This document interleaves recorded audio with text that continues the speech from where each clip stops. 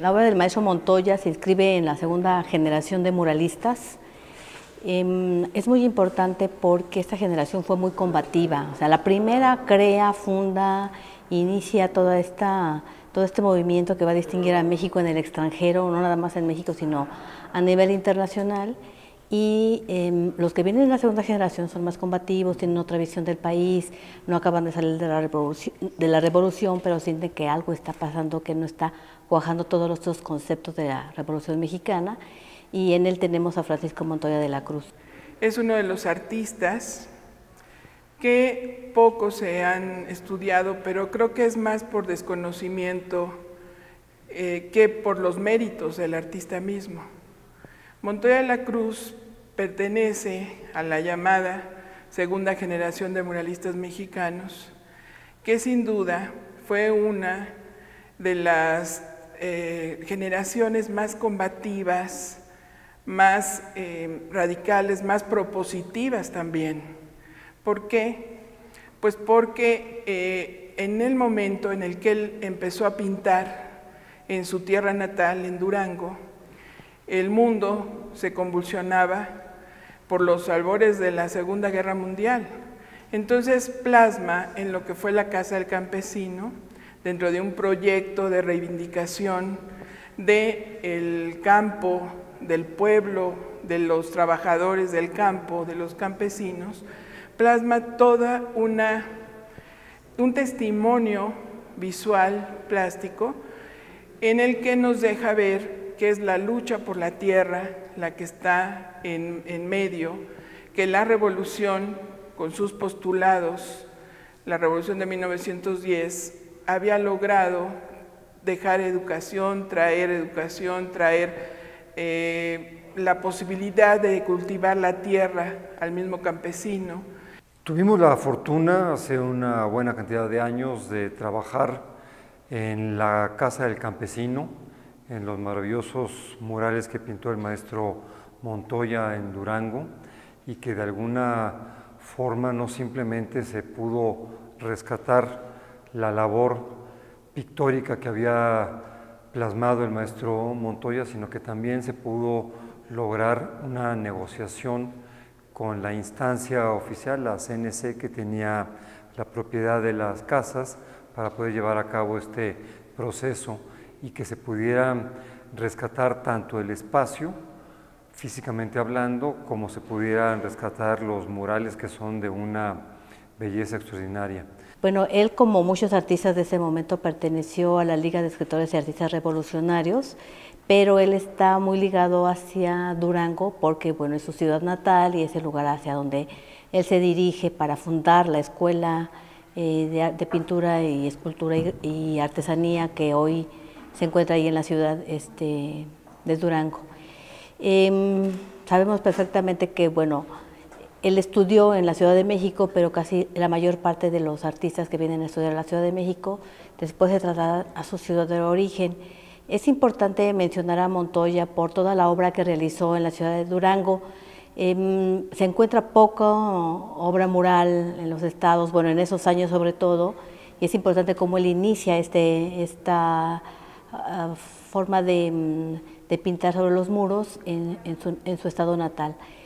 También es importante la temática que él maneja, sobre todo en los primeros murales, donde está dando cuenta de un muralismo regional, refiriéndose a la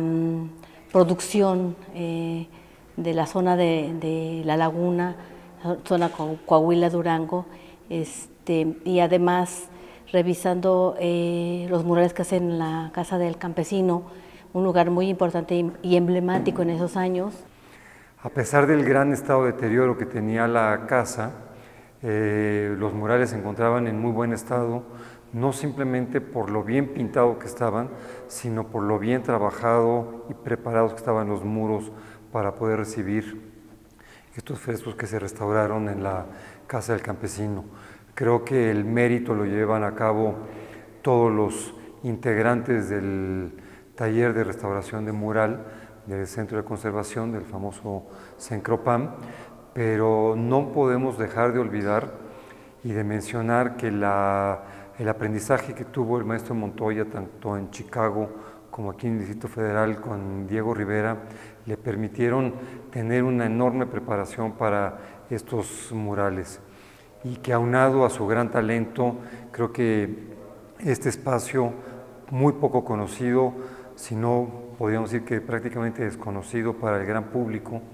nos lo muestran desde una enorme calidad anatómica, pictórica, cromática. Desgraciadamente no en el sitio que se hubiera querido, porque si la casa se hubiera donado para algunos otros fines y se hubieran podido mantener los murales en el espacio original, creo que se hubiera logrado al 100% ese rescate. Dado que no fue así, hoy se encuentran en un palacio municipal ligeramente desprendidos. Me refiero desprendidos, están montados en diferentes partes y no se puede tener la lectura completa. Y Montoya de la Cruz, sin duda, si lo vemos plásticamente, es muy propositivo también, porque si bien tuvo una formación en sus inicios académicas, logró desarrollar su propio estilo compositivo, formal, y también logró, a través de cortes geométricos de los rostros, representarnos también una fuerza de lo que era también la lucha misma, y con esos cortos acentuar la individualidad del ser humano. Se nota la maestría en el dibujo, en la técnica, en este lugar que se llama Hotel Posada del Sol, la maestría y la técnica en la obra de miniatura, su paleta cromática, esta zona de los volcanes, un poco recordando el paisaje del Valle de México, pero también un poco recordando a el doctor Atl con esa temática de los volcanes. Y es interesante cómo, a pesar del lugar y del abandono que existe, está perfectamente conservado. Vemos también en este recinto pues una muestra de la monumentalidad de la obra de Montoya de la Cruz, porque nos narra desde la fundación de Tenochtitlan todo este peregrinar de las tribus que salieron, según la historia, las tribus que salen del norte de México para llegar a la fundación de Tenochtitlan, pero nos narra toda la historia de nuestro país, la llegada de los españoles, el enfrentamiento y el sacrificio. Entonces vemos las lecciones también que nos deja de historia el pintor. Realmente es un artista, decía yo, de la monumentalidad, porque aunque son frescos pequeños, calculo que no más de unos 90 centímetros, más o menos a 50, vemos la monumentalidad de la categoría de la monumentalidad que logra para desarrollar las figuras, las escenas, la precisión para trazar el paisaje. Entonces, eso nos habla única y exclusivamente de la calidad, no solo técnica, sino plástica, la capacidad de solucionar del artista. Espero que sirva para llamar a estudiarlo, a trabajarlo, pero sobre todo a conservarlo, porque es un testimonio de lo que es el arte en Durango. Aunque hubo otros artistas destacados, sobre todo en el terreno del muralismo mexicano, como fue Fermín Revueltas, duranguense también, el problema es que él no dejó una obra, hasta donde tengo entendido, en su estado. Pintó en otros lugares, como en Sonora, pintó en la Ciudad de México, pero que yo tenga entendido en Durango no lo hizo. Entonces, este es de los pioneros del muralismo mexicano, Montoya de la Cruz, y perder cualquier obra de él o simplemente verla en peligro, pues sería perder parte de la historia de la región y parte de la historia del movimiento muralista mexicano, con la que la región misma, que es el estado de Durango, se insertó en el arte nacional. Sin lugar a dudas, es uno de los tesoros del estado de Durango, es uno de los tesoros muralísticos del país, y hoy en día, con todo el trabajo que se está haciendo de rescate de esta obra mural, los murales de la